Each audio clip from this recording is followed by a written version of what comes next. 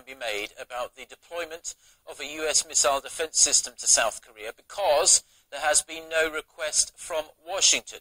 Experts say the presidential office will likely keep to this stance because talking about it publicly could affect Korea's relations with the US and China.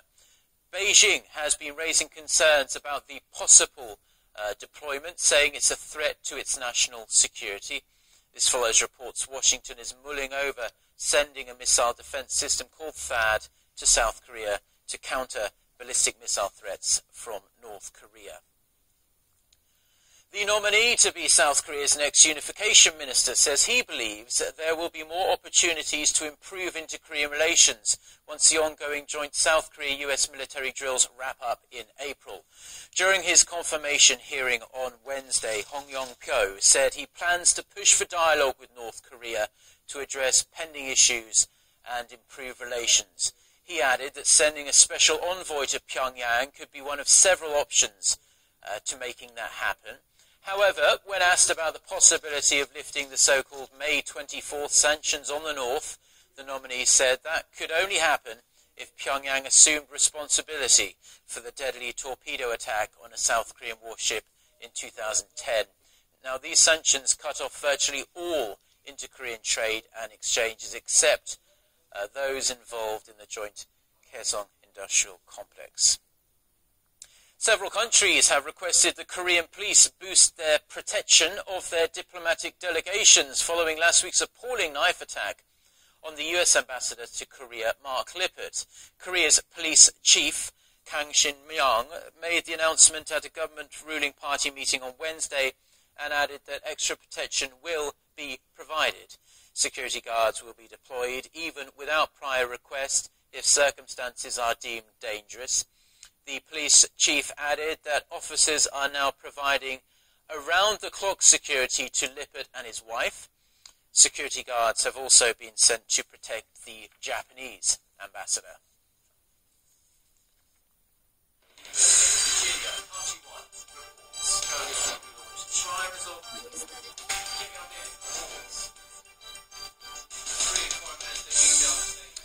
The flight attendant who was berated for the way she served nuts has filed a civil lawsuit in the US against former Korean Air Vice President Jo Hyun-ah and the airline itself. The lawyers for the flight attendant claim that Jo used abusive language and violence and are seeking compensation for the, quote, extensive damage to her career, reputation and emotional well-being.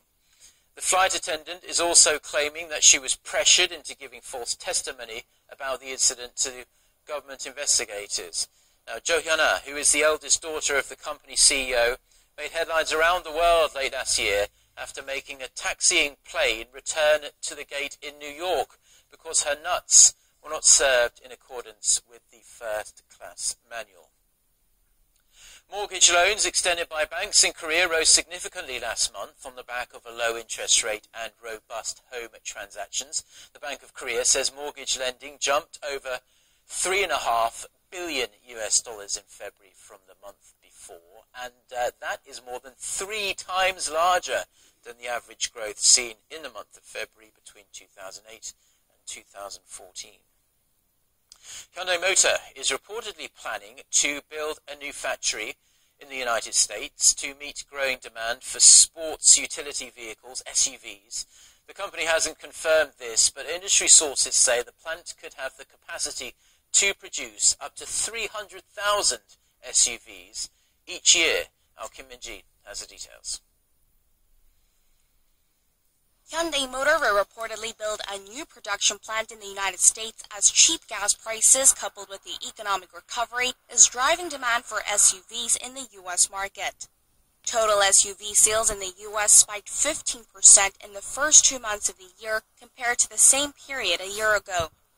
Hyundai's popular Santa Fe model saw a 20% hike in sales to over 16,000 units during the same period. Industry sources tell Korea-based Yonhap News Agency that Hyundai has finalized plans to build a new plant solely dedicated to its SUV lineup this year, with an eye on starting production in 2017. Hyundai currently has just one plant in the U.S. that only produces sedans. The sources say the plant located near Hyundai's current Alabama plant will have an annual capacity of 300,000 units. With 2 more plants planned in China and another currently under construction in Mexico, all with the same capacity, Hyundai and Kia Motors' combined total production output should top 9 million units by 2018, with overseas production accounting for 60% from the current 55%. Hyundai, however, has declined to officially confirm the report, saying nothing has been decided yet. Such a move could be seen as going against the Korean government's push to beef up facilities investment at home to boost domestic sentiment and job growth. Kim Min-ji, Arirang News. Korea is making moves to expand the nation's food export items to the global halal market following President Park Geun-hye's recent visit to the Middle East. To help local food firms comply with Muslim dietary laws, Korea has set up a new R&D agency devoted to this specific task. Our Park Ji-won reports. The world's Muslim faithfuls follow certain food restrictions. For example, they don't consume pork of any form, alcohol, and animals that are not properly slaughtered under Islamic law.